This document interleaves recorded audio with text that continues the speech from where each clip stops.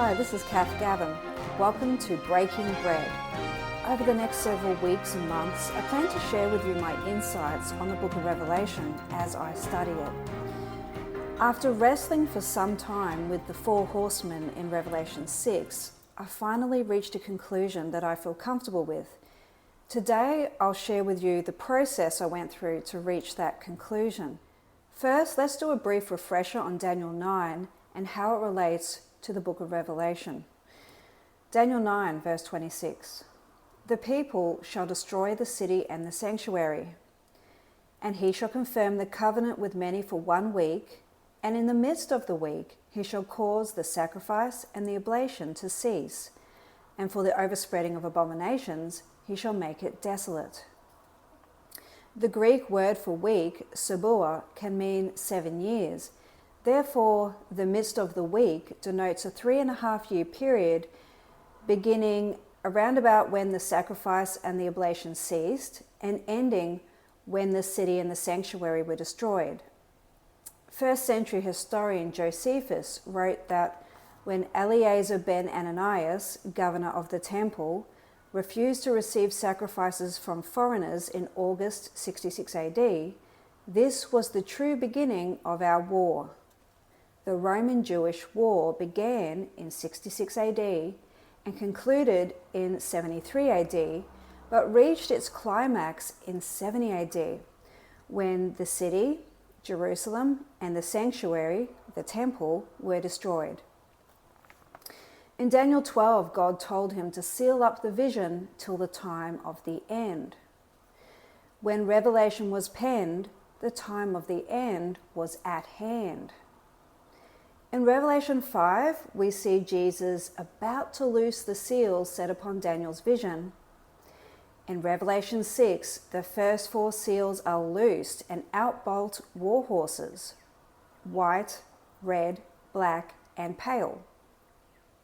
These horses must relate to things, people, or events occurring within that 3.5-year period that Daniel prophesied.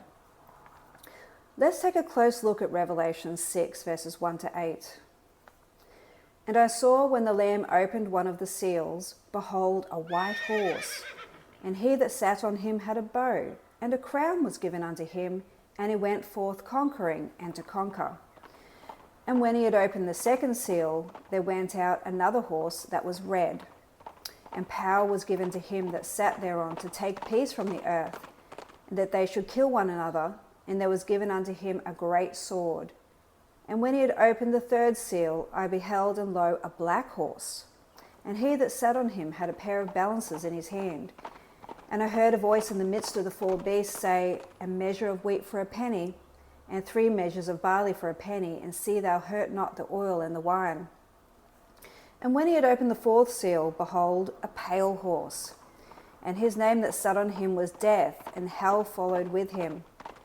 And power was given unto them over the 4th part of the earth to kill with sword, and with hunger, and with death, and with the beasts of the earth.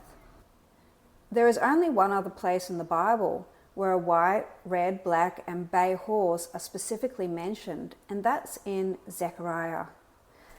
Zachariah chapter 6. And I turned and lifted up mine eyes and looked, and behold, there came 4 chariots. In the first chariot were red horses, and in the second chariot, black horses, and in the third chariot, white horses, and in the 4th chariot, grizzled and bay horses. Then I answered and said unto the angel that talked with me, What are these, my Lord? And the angel answered and said unto me, These are the 4 spirits of the heavens, which go forth from standing before the Lord of all the earth. So, according to Zachariah's vision, the horses in Revelation 6 represent spirits. What I gather from this is that they've been sent out by God to execute his will.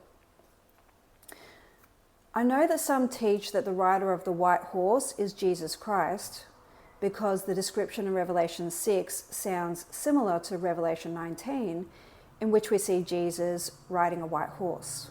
However, how could Jesus be one of 4 spirits sent out by God? Does that really make sense? Furthermore, Revelation 6 and 19 do not perfectly match. Here are some differences between them. Revelation 6, and I saw and behold a white horse, and he that sat on him had a bow, and a crown was given unto him. Revelation 19, on his head were many crowns, and out of his mouth goeth a sharp sword. So, what or who is the rider of the white horse? My initial thought was to consider whether the four horses aligned with the beginning of sorrows in Matthew 24. We know there's a clear connection between the Olivet Discourse and the book of Revelation. We know from the first few verses of Matthew 24 that Jesus was describing the Roman-Jewish war in which the temple was thrown down. According to Jesus, the beginning of sorrows would include false Christs, wars and rumors of wars, famine, pestilence and earthquakes. That sounds like the four horses, doesn't it? However, that would mean that the white horse represents false Christs. Were there false Christs around the time of the Jewish revolt? Certainly. In around October, November of 66 AD, Jewish rebels defeated Cestius and his army in the valley of Beth Horon. Some say the Battle of Beth Horon was spearheaded by a man named Simon Bar Giora, who, over the course of the war, emerged as a powerful rebel leader. His followers touted him as the Messiah, who would deliver them from Roman oppression. When captured in 70 AD, Simon was dressed in a white frock and purple robe. Does this theory align with Zachariah's vision? Were false Christs sent out by God? If the white horse represents someone like Simon Bar Giora at the Battle of Beth Horon, where do the other three horses fit in? This was not sitting well with me. I was not convinced. So I had to reconsider when, in the context of the Roman-Jewish war, were the first four seals really opened?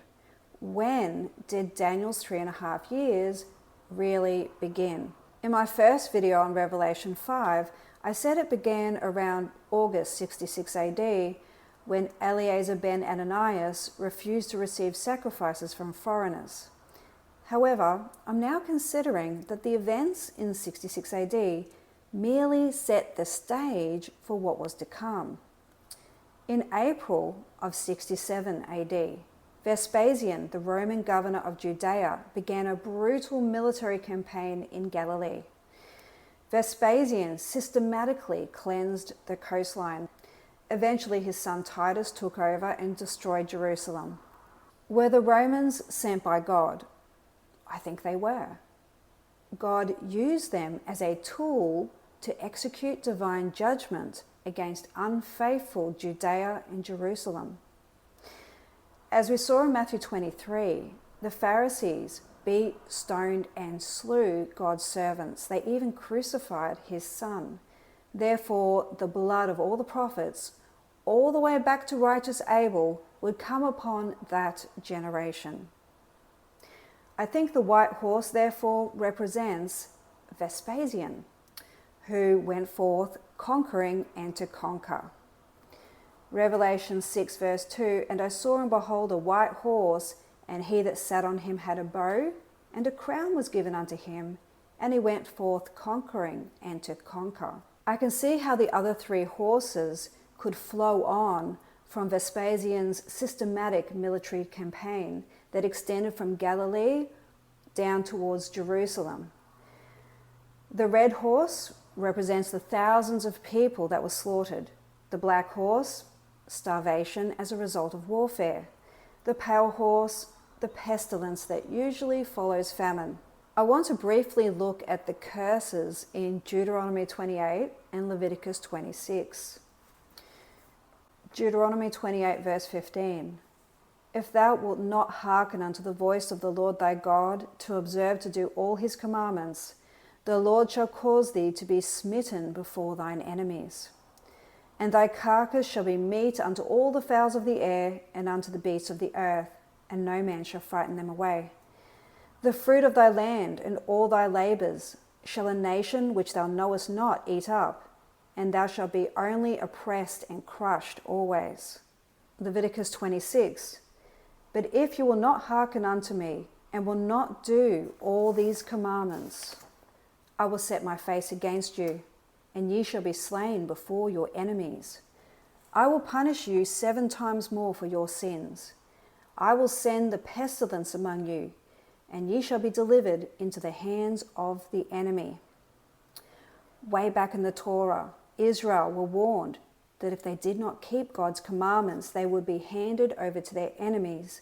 Their land would be destroyed. Famine and pestilence would result. My conclusion, therefore, is that the 4 war horses, or first 4 seals in Revelation 6, represent God's judgment being executed upon Judea via the Romans, or more specifically Vespasian in 67 AD. If Daniel's 3.5 years began in April 67 AD, as I've proposed, that would take us all the way through to the end of the Roman siege, in which the city and the sanctuary were destroyed. Thank you for listening. Check out my blog in the description box below, and God bless as you study to show yourself approved.